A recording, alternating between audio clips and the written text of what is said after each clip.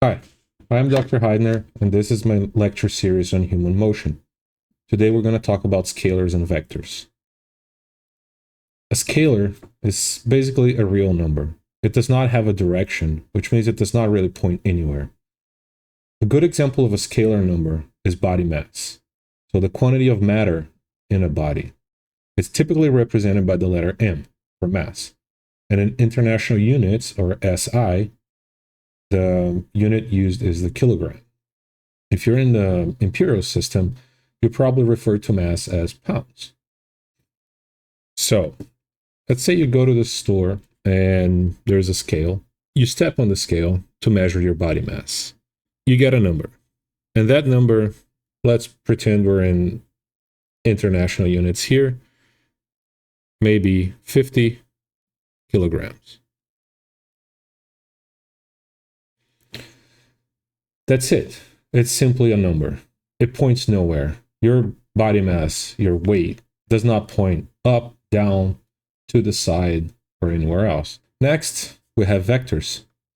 A vector is a quantity that has magnitude and direction. The magnitude of the vector is a scalar number. The vector is commonly represented by a line segment.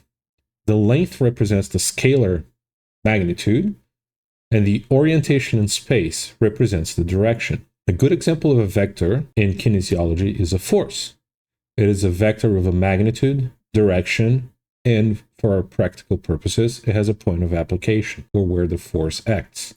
It is typically represented by the letter F for force, and in international units, it is the Newton, or N. So if you are on the scale and you have a mass of 50, let's say you are this rectangle here, which is a simplification of your whole body.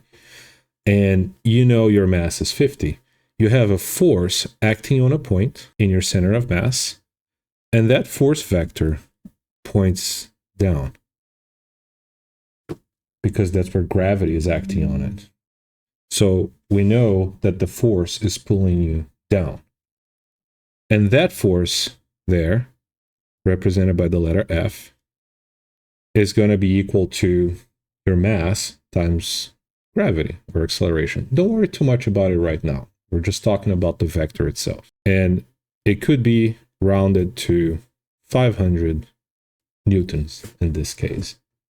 So there you have a combination of a scalar with a direction to make a vector. All right, so how can we apply this? Let's take a look at a video here of Dana Lynn Bailey executing an overhead press. If we simplify this video of her, we could, let's clear out our board here, and let's get our brush back. Let's make a simplification of what Dana is doing.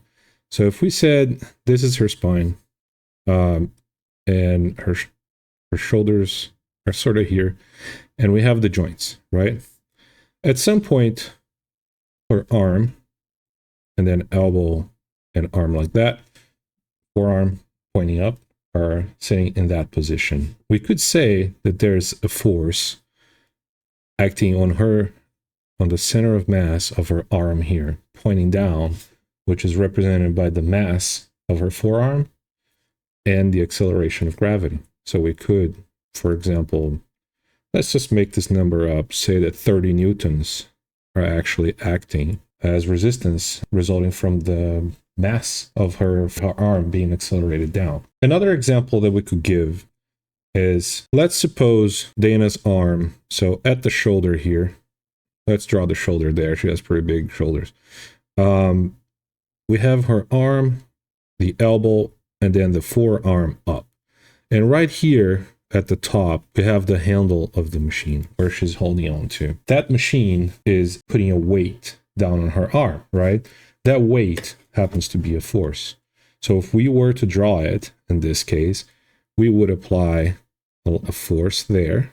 So we have our application point there at the hand, and then we have a line straight down. If you do an overhead press, that's how you feel the force pulling you down.